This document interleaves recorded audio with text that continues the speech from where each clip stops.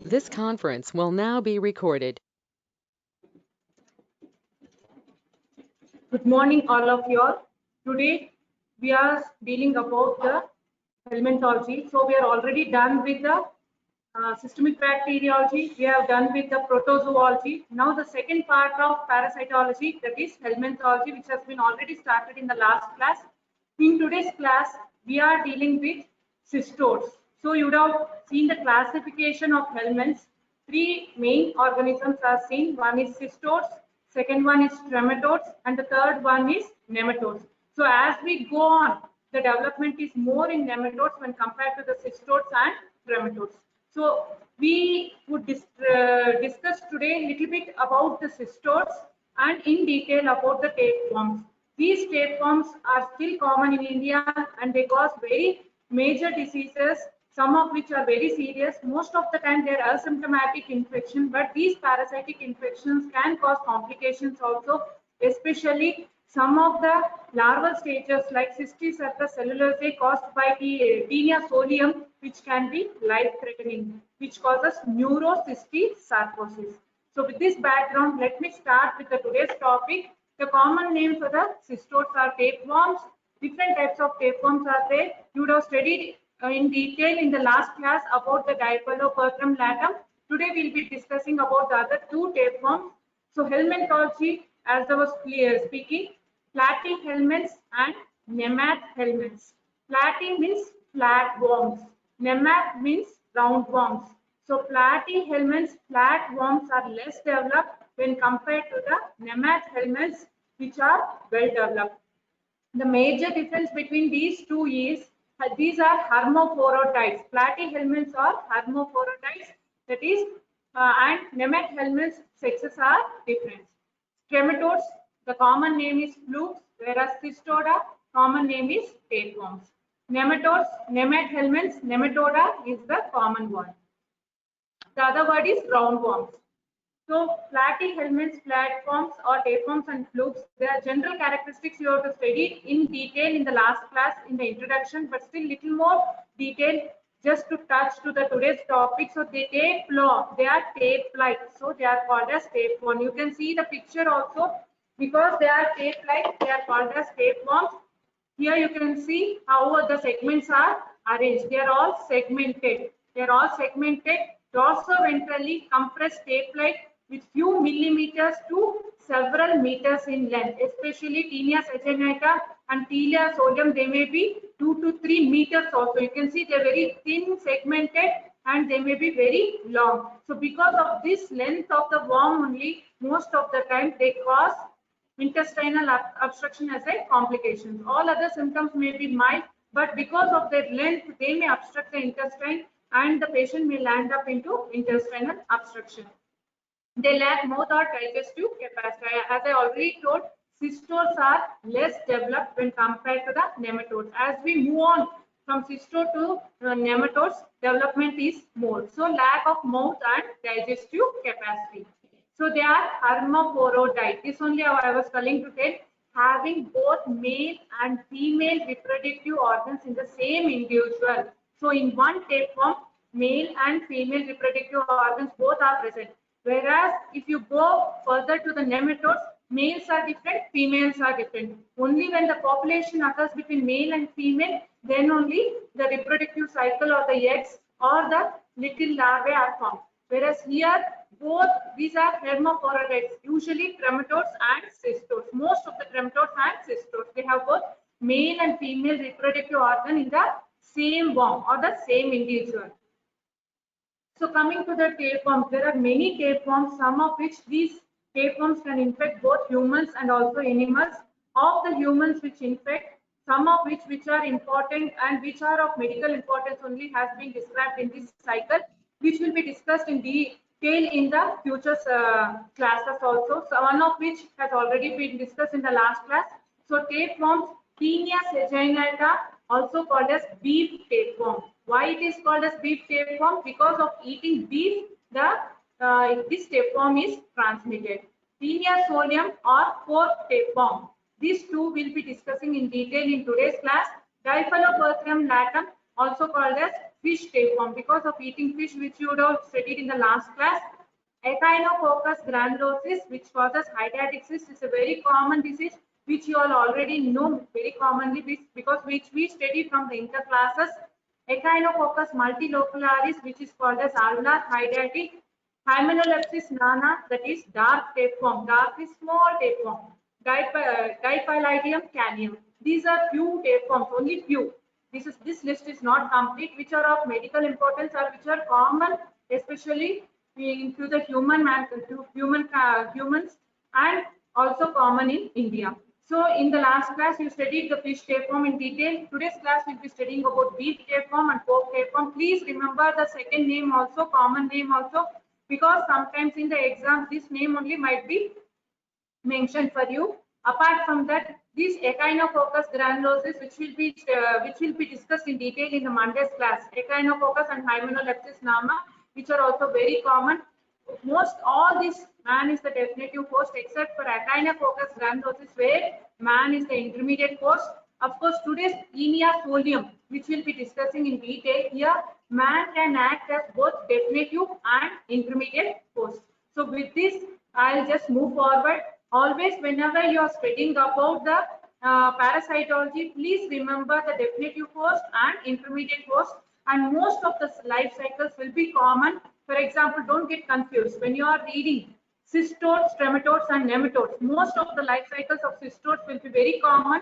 That of tapeworms will be common, and that of roundworms or nematodes will be common. So when you are studying, you try to study the common points so that you can remember few differences, then it will be easy to study. Most of the people might feel that things are confusing, life cycles are confusing. I've seen most of the students coming back, they're telling parasitology is tough. No, parasitology is not at all tough. Please don't worry. Read it in a proper way, draw a proper diagrammatic representation that will help you. So general characteristics of the tapeworm. This is a flat and ribbon-like. Body consists of three parts. Last class also would have studied three parts. One is the anterior attachment part, that is called as pollex. I am just showing you with the cursor. Anterior attachment part, that is called as pollex. I repeat, zone of proliferation or undifferentiated area behind the pollex, that is neck. Zone of proliferation, that is neck. Last part is the body, that is strobella, consisting of chain of segments called as proglottids. So I repeat, the anterior end, which comes anterior attachment part, which is called pollex. Next to the pollex is the neck, and the third part is the segmented part, that is proglottids. They are called as, the segments are called as proglottids. These proglottids can be of three types. One is immature, second one is mature, and the third one is gravid. They will be arranged in that order only. First are the, immediately after the neck is the immature proglottid, followed by the mature proglottid, and the end will be the gravid segments, which will be released in the stools so that they can move out of the body and they can spread the infection. So this was about general characteristics. Now coming to the specific topic of today, that is Taenia species. This may be Taenia saginata and Taenia solium, which are very common species, common in India also, especially in the beef eating persons and pork eating people. Not that, again, as I move on, I'll tell you, are these diseases prone only in the vegetarians, non-vegetarians, or can they be seen in the vegetarians also? So introduction, these are worldwide in distribution. So as we all know, India also, it's a home for most of the parasitic diseases, including Taenia species. So habitats, they live in the adults, especially live in the small intestine, upper duodenum of the humans. So Taenia saginata and Taenia solium, before as we go on, we'll go on describing the differences, then only we can understand the organism. See, most of the things are common, except for a few changes which I'll be mentioning. So we'll read both together. So length, you can see it is 4 to 6 meters. 4 to 6 meters. I repeat, this is 4 to 6 meters in length, or it can be more. Whereas here you can see Taenia solium, 2 to 4 meters or more. So such lengthy one. So because of this length only, most of the children though they are asymptomatic, sometimes they land up into complications, that is intestinal obstruction, which is the most serious condition, which is an emergency condition. When you open to see what is the cause of intestinal obstruction, you can see it's such a big worm obstructing whole of the intestine. So scolex, as we already told, three parts, that is scolex, neck and proglottids. Scolex, you can see the scolex is large, quadrate. So that is Taenia saginata is large and quadrate. This we have slides also. You can see in the practical class, and this is a spotter. So please remember the scolex. It is large when compared to the Taenia solium. Where Taenia solium is small, you can see, observe the two diagrams properly.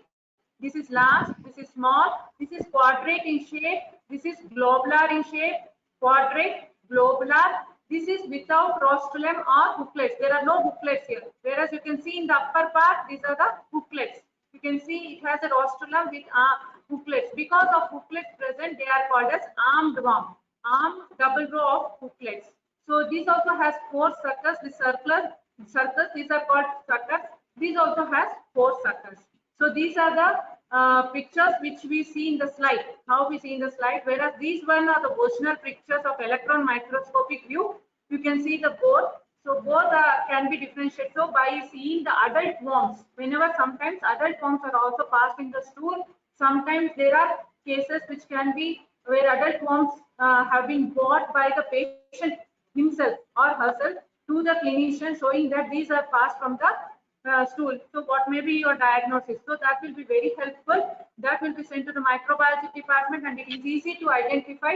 Even as a clinician, when you are treating a patient also, if you see the worm immediately by seeing the suckers and this one, you can identify what may be the cause, which may be the one, Taenia sagittata or Taenia solium. First is length, followed by the this scolex. See, this is quadrate and this is globular. So as I move forward, next part is neck. Neck in Taenia saginata is long, whereas Taenia solium neck is short. Here proglottids number is 1000 to 2000. Proglottids is 1000 to 2000, whereas Taenia solium proglottids 800 to 1000. So these are less when compared to the one. Expulsion usually singly, whereas in chains of 5 or 6. No lateral branches of the uterus. You can see no lateral branches of the uterus. Number of lateral branches of the uterus. These are the lateral branches, usually 15 to 30. Here you can see 15 to 30 branches will be there. Here usually it is 5 to 10. So this is the uterus part. These are the lateral branches. Lateral branches are more in case of Taenia saginata, whereas lateral branches are less in case of Taenia solium. So as I move forward, larva is called as Cysticercus bovis, whereas Taenia solium larva is called as Cysticercus cellulose. These are Taenia saginata larva is not present in man, because man is only the definitive host in case of Taenia saginata, whereas in Taenia solium, you can see the larval stage also. So Taenia solium infection is more dangerous when compared to the Taenia saginata infection, because these larval stages, both adult forms and the larval stages, can be seen in humans. This larval stage is called as Cysticercus cellulose. They are present in the pig and also in the man, whereas man is only, so here man can be both definitive host and intermediate host. You may ask, what is that? So most of the time man is a definitive host, but sometimes in some situations man can also act as an intermediate host. In fact, if man acts as an intermediate host and Cysticercus cellulose is deposited in the body, in various parts of the body, especially in the brain, neurocysticercosis, it is the most dangerous form of the disease, because most of the time we won't be able to diagnose the disease. You try to do the various differential diagnosis might be difficult. By the time you diagnose, we may lose the patient. So, but if you go with a detailed history, whether they are beef eating or whether they are pork eating, you can have a example and you can have a clue that this also might be the cause. So lifespan, you can see Taenia saginata is greater than 10 years, whereas Taenia solium greater than 25 years. See the lifespan. So that may remain in the body asymptomatically. Sometimes it may cause symptoms or it may not cause the symptoms. So coming to the eggs. Most of the time you can see these are the eggs. This will be showing in the practical classes also in the stool examination. You can see these beautiful eggs. The simple stool examination, that is saline mode and iodine mode. Saline is put a drop of saline, see put a stool sample drop and you see under the microscope. So it requires expertise and careful monitoring of whole of the slide so that you can catch the eggs. If eggs are excreted in the stool, it's an indirect indication that adult worm is present and the patient need to be treated for the case. Again, I repeat, this stool examination, you can see this eggs, brown colored eggs are seen, or it may be side yellow, that indicates bile stained eggs. You can see this bile stained eggs are seen. You cannot differentiate by simple stool examination whether it's Taenia saginata or Taenia solium eggs. Most of the time I've seen the students writing as Taenia solium eggs, Taenia saginata eggs. Please don't write that. Whenever you see the stool examination, remember you need to write tapeworm eggs. That's the only word you should give, because by simple stool examination you cannot differentiate between Taenia saginata and Taenia solium, but you can tell by its structure that you have noticed tapeworm eggs. So how do you differentiate? Again, the clinician is very particular to know whether it's Taenia saginata and Taenia solium. Though the treatment is same, but I don't know why the clinician is eager to know whether it's Taenia saginata and solium. Especially, he wants to identify whether it's Taenia solium, because if Taenia solium is there, he has to rule out other lesions like neurocysticercosis and all, which may be serious. So he wants to know whether it's Taenia saginata and Taenia solium. Then what will be your answer? In such cases, if you want to differentiate only by the eggs, then go for acid-fast staining. What acid-fast? Your ZN staining which you are using for tuberculosis. The only difference, that is modified acid-fast staining, where we use 0.5% of H2SO4. That is, your decolorizer concentration for TB is 20%, for lepra is 5%, for Taenia saginata, for X is 0.5%. That is acid. For that will help you to differentiate whether Taenia saginata, if it is acid fast, that is pink color, if you see, then it is Taenia saginata. If it is non-acid fast, that is Taenia solium. That will help you to differentiate. Another way to differentiate the apart from the eggs is, if you see, if the adult worm is excreted in the stool, you can identify the small eggs, whether there is rostrum present or not, whether it is rhomboid or not, whether it is globular or not, or based on the proglottids which are excreted, uterus and the lateral branches, you can differentiate. So coming to the egg, these are, as I already told, non-operculated egg without a lid, brown to dark yellow with a thick shell wall. Oncosphere is present with 3 pairs of hooklets. You can see this is oncosphere. Inside part is called oncosphere. 3 pairs of hooklet, 1, 2 and 3 pairs of hooklets. Radically striated embryophore. This is embryophore which is striated. So the inner part is oncosphere, outer striated part is embryophore, and these are 3 pairs of hooklets. So eggs are very important. This is a applied question for you in your practical examination also. So again I repeat, these are bile stained eggs. So bile stained eggs usually brown to dark yellow. So when you are using, use color pencils either brown or yellow. Don't use other ones. Brown to dark yellow with a thick shell wall. The inner part is called as oncosphere. Outer part is called as embryophore. The embryophore is striated and you have 3 pairs of hooklets, 1, 2 and 3. So all this should be kept in mind when you are dealing with the tapeworms. So Taenia saginata and Taenia solium, few other differences. Taenia saginata definitive host is humans, whereas Taenia solium also humans can be there. Intermediate host can be cattle. Usually cattle is the Taenia saginata, whereas Taenia solium intermediate host can be swine, that is pig. Along with pig, humans can also act as the intermediate host. This is the major difference between the two. Habitation, Taenia saginata, small intestine.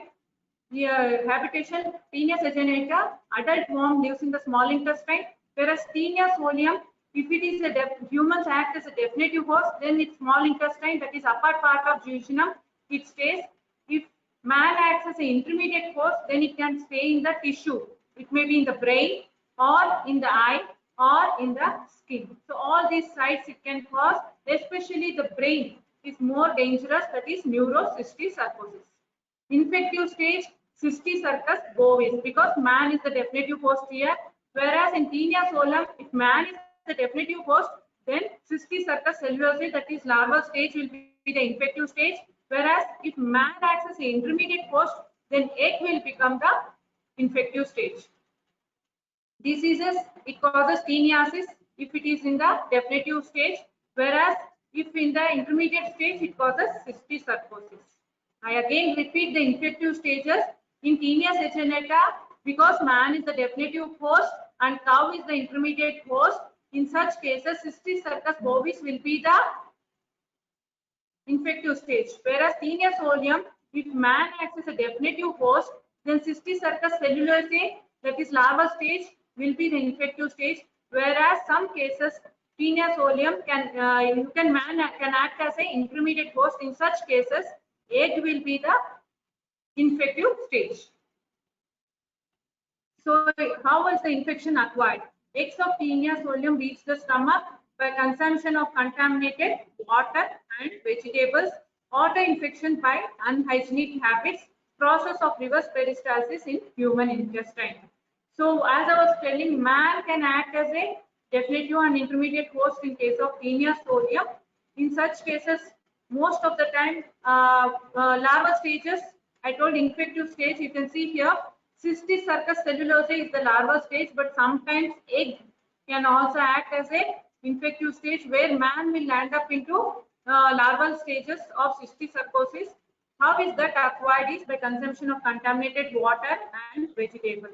So previously, it was thought that tapeworm infection was seen only in the non-vegetarians, but now it's proved beyond doubt that even vegetarians can get the infections because of contaminated water and vegetables, especially because of contaminated vegetables where in the fields which may be contaminated with the human feces. In such cases, or it may be human feces, or in such cases, man can also, that vegetables, especially green leafy vegetables, might be contaminated, and if it is not properly washed and properly cooked, the temperature is not properly reached, in such cases, the patient may land up into intermediate stage of infection, that is cysticercosis.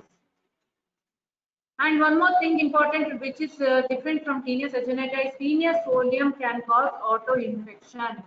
Auto-infection is very common in Taenia solium, so infection is more serious in case of Taenia solium, especially with unhygienic habits. Okay, you can some of the worms as we go on will cause us auto-infection, of which Taenia solium is one.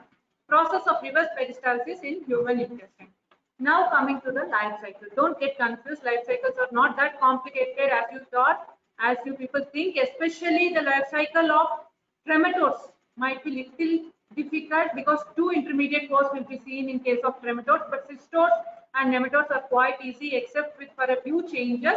Okay, coming to the first stage of the life cycle, as you see this whole of the life cycle, man usually first will speak common things between Taenia sagenata and solium, and later I'll tell you the minor differences. Now Taenia, what I told infective stage, here infective stage is Cysticercus bovis. So here you can see eggs or gravid proglottids in the feces of humans. Humans pass eggs or gravid proglottids in their feces and passed into the environment. So only open defecation should be discouraged, which now is very well followed, but in previous years this is not very well. Usually, especially in the villages, open defecation is very common, but now almost it has reduced to a large extent. Maybe that will help to control the infection or prevent this tapeworm or parasitic infection. So these humans, here in the feces, he is passing the eggs, well-developed eggs, along with the proglottids which are passed in the environment. These are the, these are the infective stages. for the cattle. Okay, these are infective stages for the cattle, or it may be pig if you are speaking about Taenia solium. So cattle, Taenia saginata, and pigs, Taenia solium becomes infected by ingesting vegetation contaminated by eggs or gravid. See, these are eating the vegetation. This vegetation is already contaminated with these eggs, and once these eggs reach the cattle intestine, so oncospheres hatch, penetrate the intestinal wall and circulate to the musculature. So Taenia saginata is cattle, Taenia solium, pork acts as an intermediate, pork and pig acts as an intermediate host. So once they consume these grass eggs, the oncospheres, that is eggs, move into the body in the intestine. Oncospheres hatch, penetrate the intestinal wall and circulate to the musculature. So once they move into the musculature, they may get deposited into the various muscles where they may develop into the larval stage, which is called as cystis cerci. So cystis cercus bovis is the name given to the larval stage of the Taenia saginata, and cystis cercus cellulosae is the name given to the Taenia solium, which is seen in case of pigs. So as they are deposited into the various muscles, this cystis cercus, how it enters the human? Now, there are beef eating people and there are pork eating people. In such cases, if the beef is not cooked properly or pork is not cooked properly, the larva is already present in the muscles. The larva is not does not die with the temperature which has been used for the heating. No proper boiling is there. In such cases, it can enter the humans. So humans infected by ingested raw or undercooked infected meat. So as that enters into the body of the humans, here in the intestine, especially in the small intestine, in the jejunal part, upper part of the jejunum, these worms develop into the adult worms. They may stay in the intestine for a longer periods. Most of the time, they may be asymptomatic, but in children, you may see some of the symptoms, which may be abdominal discomfort, which may be malnutrition or any other, depending upon the immunity and the nutritional status of the patient. So here they develop into the adult worms, which may be Taenia saginata or Taenia solium. Once these adult worms are there, once they reach the maturity, because they are hermaphrodites, both male and females are seen in the same worm, they develop. Once they mature, they release the proglottids or the eggs into the feces, and again these are released into the environment, and this life cycle continues. So this is the simple life cycle of the tapeworms. Now I'll tell you, this is when man acts as a definitive host for both Taenia saginata and Taenia solium. Whereas if man acts as an intermediate host, especially in the Taenia solium infection, what will be the change? So this is the part. You can see this cycle also is taken from the CDC life cycle.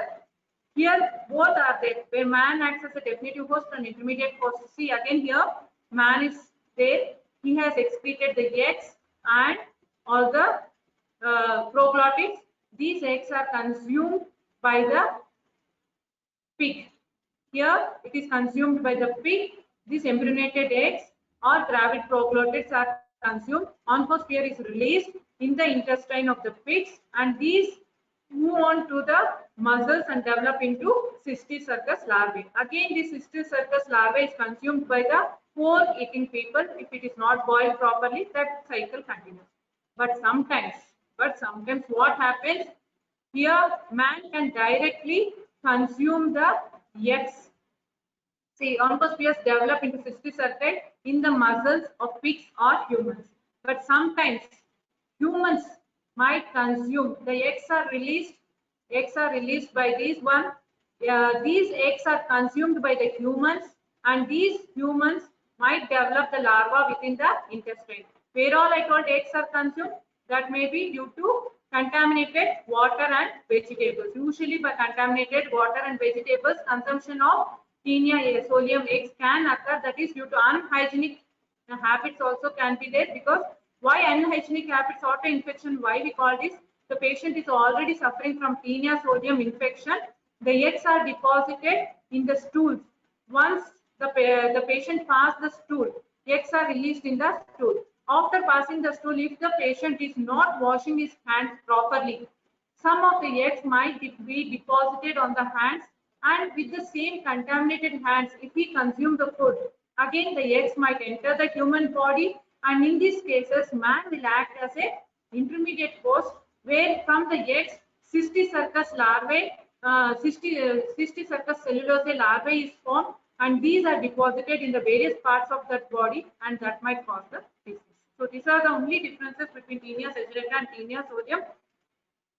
So Taenia saginata clinical features: common where raw or undercooked beef with Cysticercus bovis is consumed, causes intestinal teniasis, which is very common, does not cause cysticercosis in humans. That is, larval stage infection is not common. In fact, does not cause. Intestinal teniasis mostly is asymptomatic. Patient became aware of the infection by noting passage of proglottids in their feces or on their underclothing. So, an intelligent patient usually does not discard this one. Their warm proglottids or the sometimes white worms can also be released. He will get that and show to the clinician so that will have a clue. After experience a discomforting perianal sensation as proglottid forces its way through the anus. In symptomatic cases, clinical manifestations are usually non-specific and mild, vague abdominal discomfort. This is the most common symptom. Vague abdominal discomfort. They don't know why this discomfort is there. So very rarely nausea, change in appetite. Yes, change in appetite is again a major cause, major symptom, which will be seen especially in the children in the rural area. Rural area usually present with two main symptoms: abdominal discomfort and change in appetite, weakness and weight loss. So weight loss is also very common, especially in the rural area. Malnutrition, that also adds to the cases. So complications: rarely migrating segments cause appendicitis, cholangitis, pancreatitis, intestinal obstruction due to entanglement of the wart, especially in the children. I have already told intestinal obstruction is the most common complication seen in case of children when compared to the adults, and it's safe. And you can see this rarely appendicitis, cholangitis, very rare these causes. You can see here a child who is already malnourished. Usually loss of appetite will be there, vague abdominal discomfort will be there, and malnutrition. Already the patient is malnourished. Apart from that, these worms will still add up to this malnutrition because it changes the absorption capacity of the adults. In Taenia solium infection, migration of proglottids, you can see because of migration of proglottids, pruritus annae are not prominent features. Appendicitis, cholangitis frequently observed in Taenia saginata infection are also absent. So these complications are absent. You can see the pictures here, how the tapeworm is seen. You can see in the X-ray picture tapeworm. This also is the tapeworm infection, how it is there in the intestine. So what are the differences between the two in clinical features? Teniasis, adults usually, that is GI tract infection is there.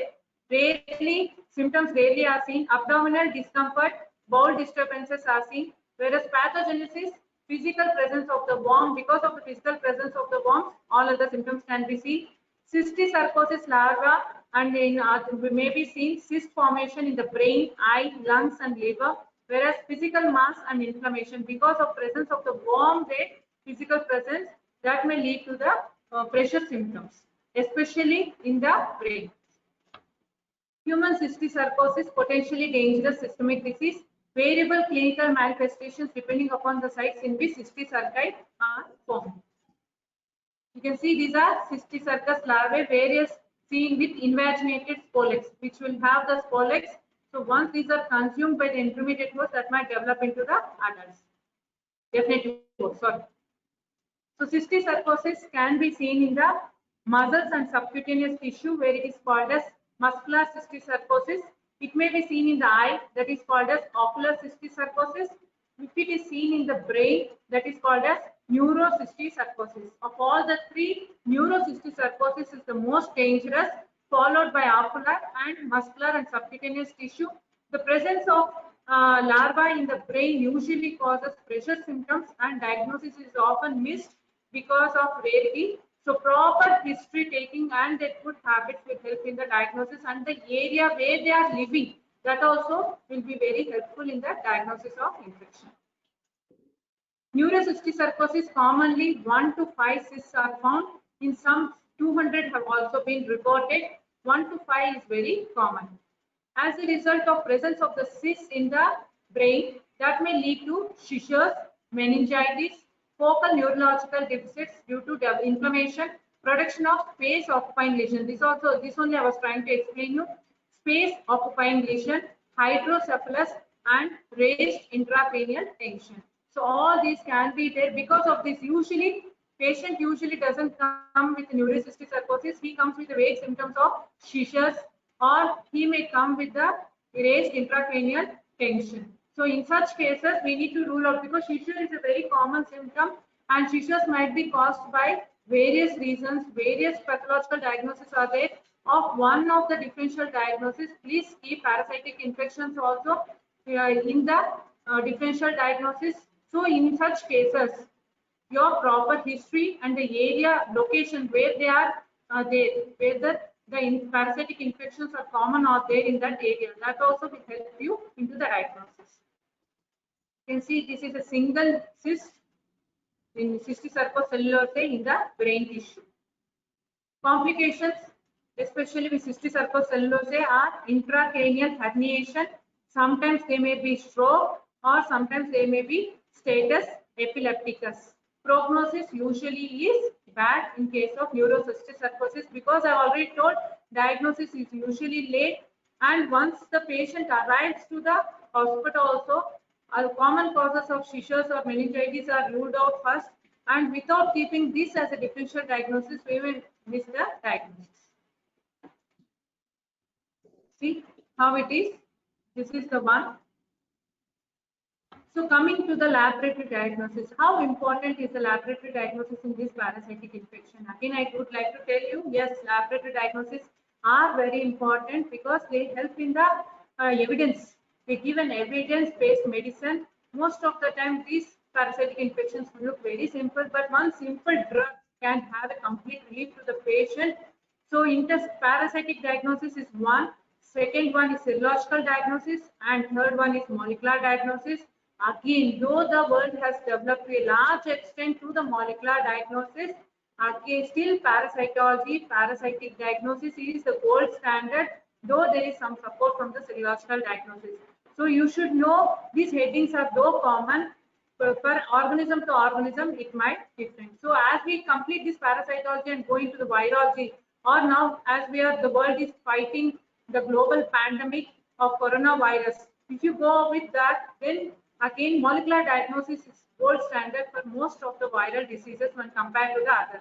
Whereas parasitic diseases, since we are speaking about parasitology, again, parasitic diagnosis, the simple parasitic diagnosis are the gold standard.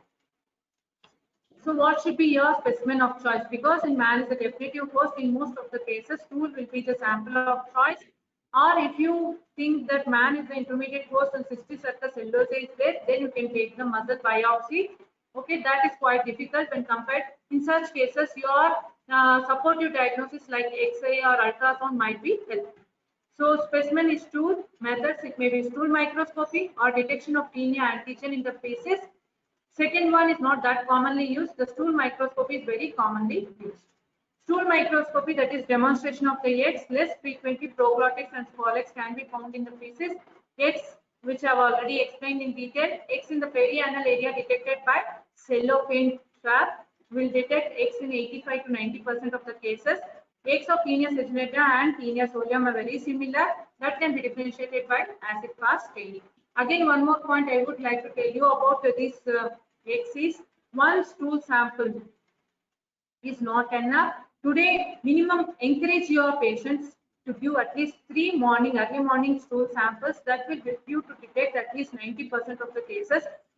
Even my personal experience also, I would like to tell, I've seen a few patients where the first stool sample is completely negative, second stool sample is completely negative, where the third sample usually comes out to be positive.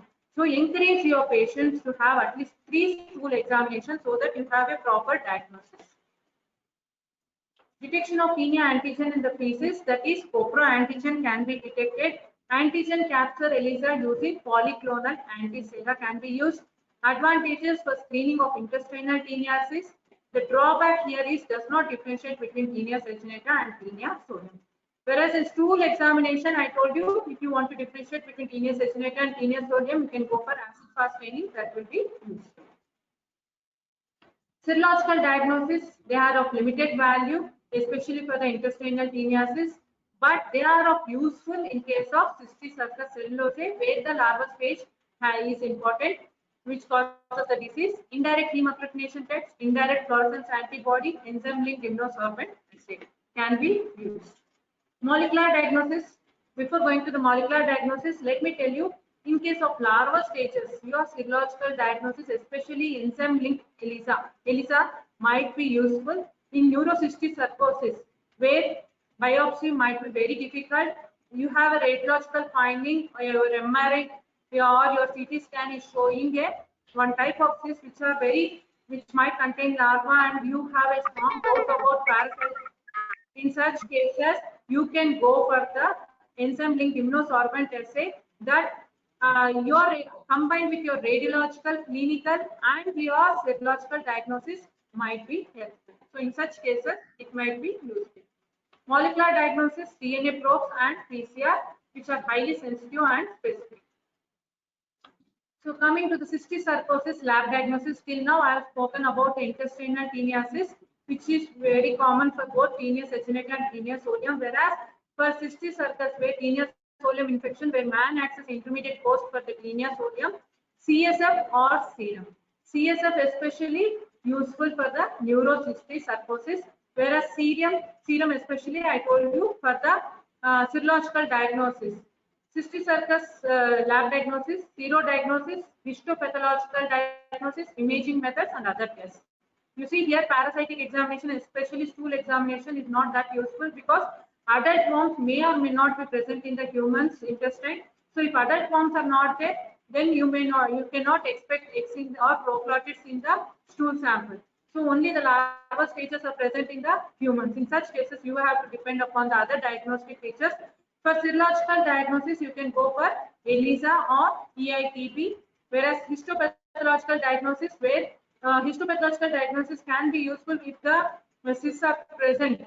Larval stages are present in the muscles, whereas if it is whereas if it is present in the brain tissue, biopsy of the brain tissue is quite difficult and complicated, associated with a large number of complications. So it's up to the clinician, treating clinician, to decide whether the patient can tolerate the biopsy or he need to go with other types of diagnosis. Most of the time this is avoided except if it is necessary. Imaging methods can also be used and other tests. Imaging methods usually are supportive, which may be X-ray, CT and MRI. CT and MRI are quite useful. That CT, MRI along with your serological diagnosis usually will help in the diagnosis. So treatment, yes, diagnosis is very important. Once the diagnosis is complete, then only you can have a complete treatment, and these are treatable diseases. So once even neurocystic sarcosis can be treated if it is diagnosed in the early stages. Intestinal teniasis, niclosamide and praziquintol are the two drugs most commonly used. Cystic sarcosis, no treatment for asymptomatic patients with calcified cystic circus cellulose. If it is calcified, so it is almost dead, so not required. Symptomatic, respond to praziquintol and albendazole. So albendazole, you can see it's a very good gold standard drug and a simple one which can be easily given. Surgery is required in some cases, especially if the neurological symptoms are very severe and the larva, cystic circus larva, is causing a pressure symptoms. It is occupying large part of the brain and causing pressure symptoms, and it has already increased the intracranial tension or it has caused the hydrocephalus. In all such cases, surgery might be required. But if those complications are not there, you can easily respond to the albendazole drug. So prevention, when you know how the infection is transmitted, you are already clear with how it can be prevented. But still again, to add up, avoidance of eating raw and insufficiently cooked pork. So whenever you are going for the hotel or when you are having cooking the beef or pork in the home, see that it is properly cooked. It has attained the boiling temperature for a proper time, then only you can have it. Avoidance of raw vegetables grown in field fertilized with human feces contaminated with eggs of taenius solium. So usually avoid that. So we don't know whether it has been grown with the fertilized with human feces or not. So better is to avoid open defecation. So encourage people and educate the people in the rural area what are the serious effects of defecating in the fields. Avoid that. That's the only way you can avoid the infection to a large number of people, which India is already on the way, that it has created, it has almost most of the rural areas also have now proper bathrooms and all, so that we can avoid open defecation. But still there are some rural areas where we need to be changed. Please try to change that habit. That can be changed only on with the education. So education in a proper way is very useful. Implementation of sanitation facilities, treatment of the infected patients. So whenever you find the patients are infected, please treat them completely so that you can avoid the infection. Apart from that, usually in the rural areas, the children, they play in the sand, and their outdoor games are very common, where the most of the infections, these parasitic infections are there. So we have some surveillance programs are there, and where we also provide the parasitic drug like albendazole once in a month or once in 2 months, so that I mean mass administration of the drugs, parasitic drugs, so that we can avoid the infection. So these are this is little bit about your tapeworm, that is Taenia cecinata and solium. Though the worms are very simple, they are treatable, they can be prevented, they can cause very serious infection, so you can avoid the disease. So in the next class, you will be studying about Echinococcus granulosis, which causes hydatid cysts, especially in the liver and other parts of the body, which is though very common in the olden days. Now it has decreased its incidence. It is also called as dog tapeworm. So please remember these common names also. Sometimes you would be, most of the time you will be asked with these common names also. Those scientific names, both scientific and common names, should be remembered. Okay, thank you.